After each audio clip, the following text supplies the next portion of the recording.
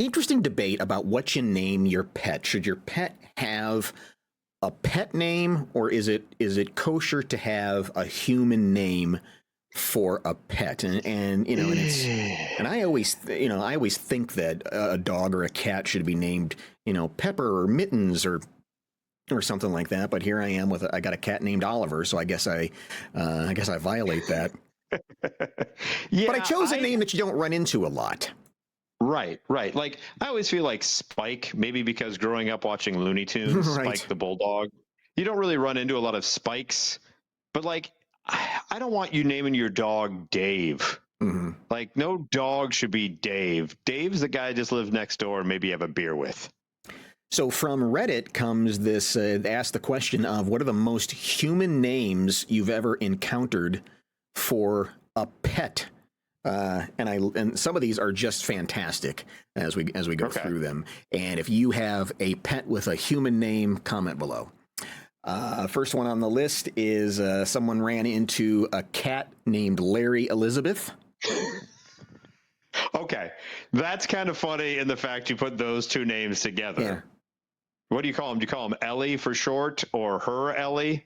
Or they Ellie, I guess, for Larry Elizabeth. And it at least kind of fits the thing that I had with my cat of not giving it a name that somebody else would have. Not a lot of Larrys, not a lot of Elizabeths. Certainly no Larry Elizabeths walking around. No. An older English woman who lives down the road from me had a small dog named Barbara and another one named Phyllis. You can't have my dogs Barbara and Phyllis. Well, as you can see, screen name Dick Fart 69 is the one who offered that up. So, oh, that guy's got a good name. I'd love to see what he would name a dog. Right. There was a cat named Michael. No. As a fellow Michael, I don't want a cat named after me. I'm sorry. Mm-hmm. Not for me.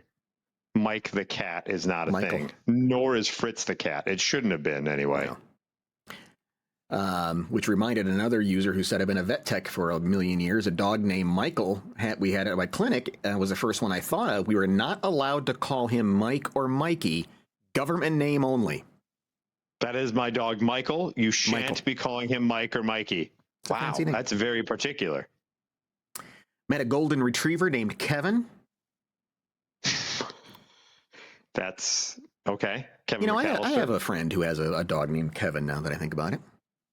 Yeah, that's too human. Oh, no. How about a chicken named Janet? I'm okay with that. You know what? If it's a weird pet, it can have a regular name. So you can have a chicken named Janet, you can have a snake named Bob, but you can't have a cat named Janet or a dog named Bob. Mm-hmm, mm-hmm. I think the weirder the pet, the more normal the name should be. There you go. That's a good rule.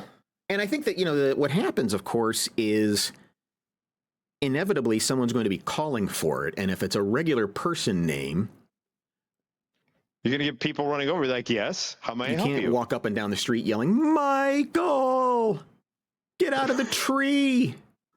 Who are we looking for? Leave that baby bunny alone. Is he stuck down a hole? Does he? What do we need to do for Michael? Oh, it's just my dog. Call off the search party. This person said they met a cat named Peter. Peter the cat. Hi, Peter. Can you call him Pete or just Peter? Peter the cat. And finally, apropos, my dog is Ozzy. It's short for Ozzy Pawsborn, Prince of Barkness. Oh, take that, Dick Fart 69. That's a winning one right there. Ozzy Pawsborn, Prince of Barkness. Well, that's a winner. That's a winner. I appreciate that. It's fair to call a dog that. So let us know if you have a pet with just a regular person name. Leave it in the comments below.